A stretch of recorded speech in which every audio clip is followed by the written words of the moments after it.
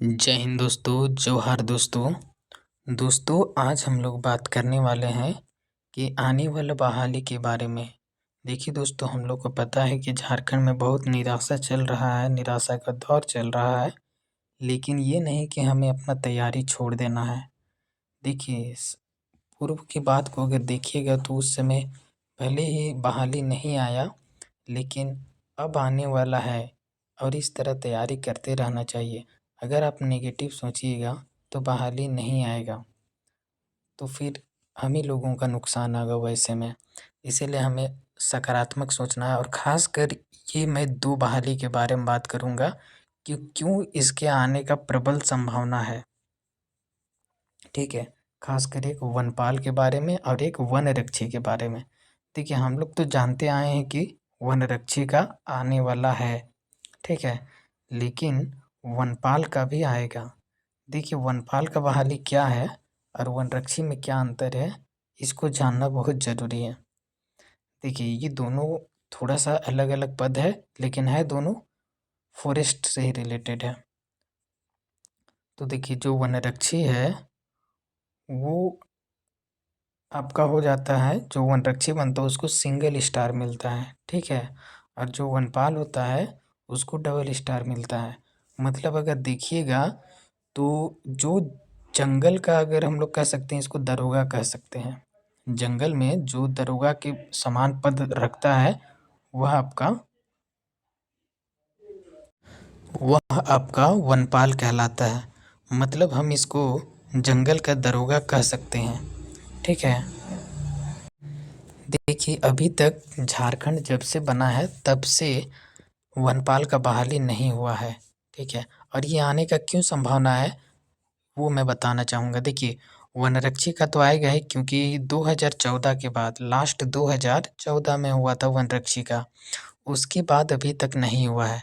और जान रहे हैं जितना भी जंगल से रिलेटेड अभी घटना घट रहा है, हाथियों का जो उत्पात मचा हुआ है, तो उस सब को लेके वनरक्षी का तो होगा, वनरक्षी का तो फिक्स है कि होगा ही होगा, लेकिन वनपाल का भी होगा। कारण क्योंकि पहले क्या नियम था ना, 2000 शायद 20 के पहले, 2020 से पहले था कि जो वनरक्षी होंगे वही उन्हीं लोगों को वनपाल बनाया जाएगा, ठीक है। मतलब जो वनरक्षी होंगे उन्हीं लोगों को प्रमोशन करके वनपाल बनाया जाएगा।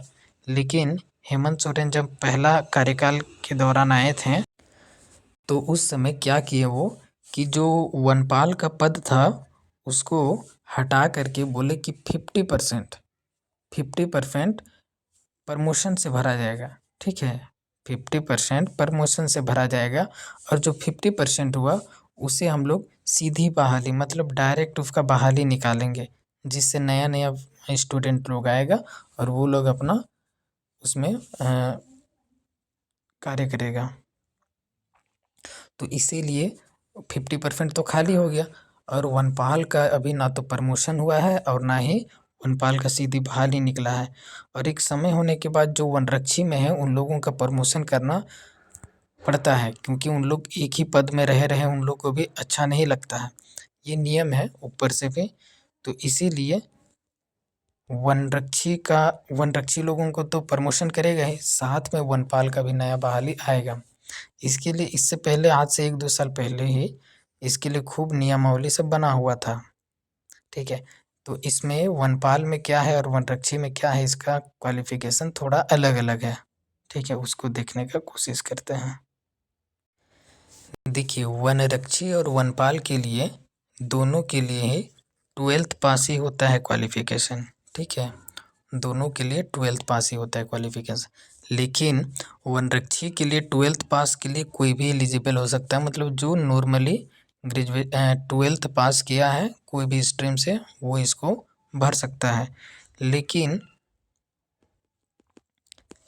वनपाल के लिए, ठीक है, वनपाल के लिए देखिए, वनपाल को इंग्लिश में फॉरेस्टर कहते हैं, ठीक है ना। तो ये बिहार जैसे राज्य में बराबर निकलते ही रहता है, 2 साल 3 साल 4 साल के गैप पे, लेकिन झारखंड में अभी तक नहीं आया है, इसलिए ये आएगा ही। देखिए दोस्तों, तैयारी आप लोगों को करना है। अगर आप लोग सकारात्मक सोच के तैयारी करिएगा तो ही आप लोग, ये देखिए अगर आप लोग नकारात्मक रखते हैं हमेशा, तो फिर ये वीडियो छोड़ के जा सकते हैं।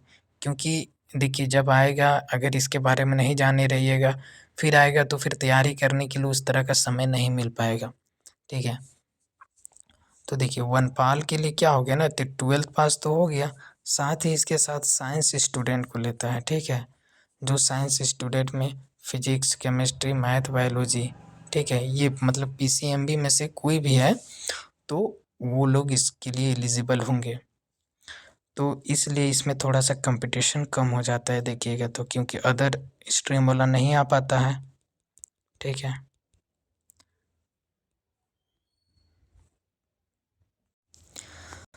वनपाल का और वनरक्षी का सैलरी में थोड़ा अंतर होता है। देखिए अगर आपको वनपाल बनिएगा तो आपको डबल स्टार मिलेगा, उसमें उसका पावर बढ़ जाता है, वो एक दरोगा के जैसे पावर रखता है अपने उस फील्ड में, मतलब कि फॉरेस्ट के फील्ड में वो दरोगा के समान पावर रखता है।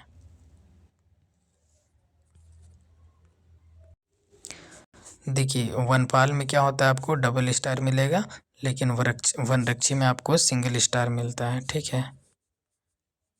इसमें सैलरी में अंतर होता है थोड़ा सा, ठीक है। देखिए जो वनरक्षी होता है वो समान, मतलब जो झारखंड पुलिस का सैलरी है उसी के समान मिलेगा। मतलब वनरक्षी में आपको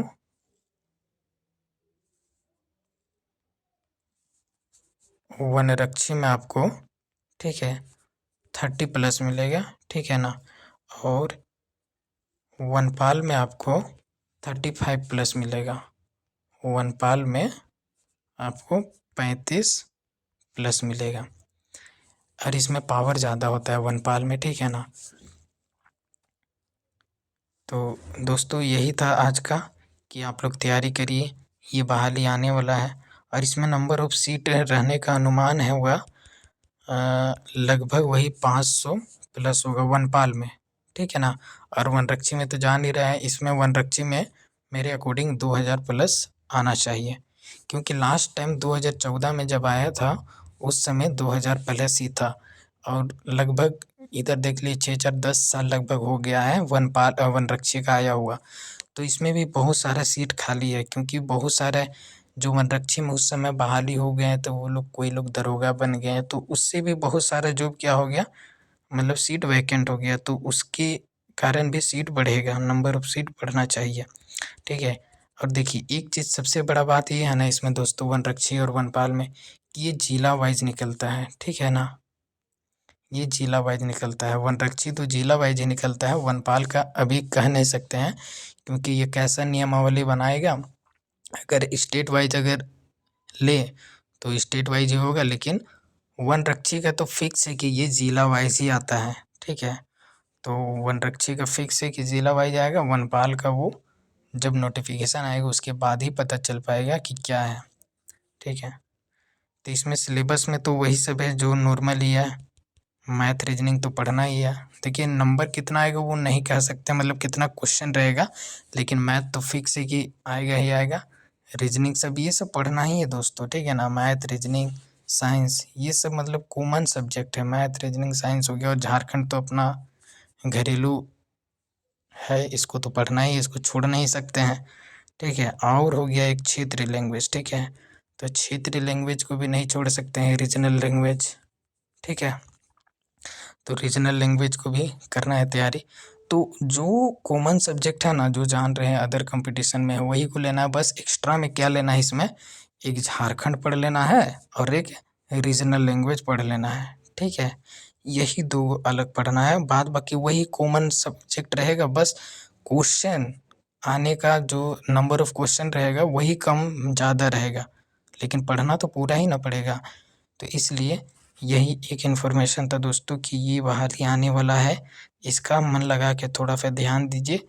जब भी देखिए अब जितना भी बहाली होगा ना, अभी जेएसएससी रेस नहीं पकड़ा है, ठीक है ना। जब जेएसएससी रेस पकड़ेगा ना तो ये समय नहीं देगा, ठीक है ना। जैसे देखिए सीजीएल वाला में क्या हुआ, कितना फास्ट एग्ज़ाम ले लिया, भले वो अभी कोर्ट वोर्ट में फंस गया, वो जो धांधली हुआ है उसके ऊपर जो निर्णय आने वाला है, लेकिन अगर देखिएगा तो कितना फास्ट तरीका से एग्ज़ाम हुआ, मतलब महीना भर में ही रिजल्ट जारी कर देता। वो तो विरोध के बावजूद इतना समय लगा, और टाइम लगा। अगर विरोध नहीं होता तो इन लोग महीना भर में ही रिजल्ट जारी कर देता। तो अगर जेएसएससी चाह जाए ना तो महीना भर काफ़ी होता है कोई भी रिजल्ट को अच्छा तरीका से जारी करने के लिए। ठीक है, तो जब भी जेएसएससी रेस आएगा तो उससे फटाफट एग्ज़ाम होने लगेगा, फिर टाइम नहीं मिल पाएगा पढ़ने के लिए, तो बहुत सारा क्षेत्र छूट जाएगा पढ़ने के लिए।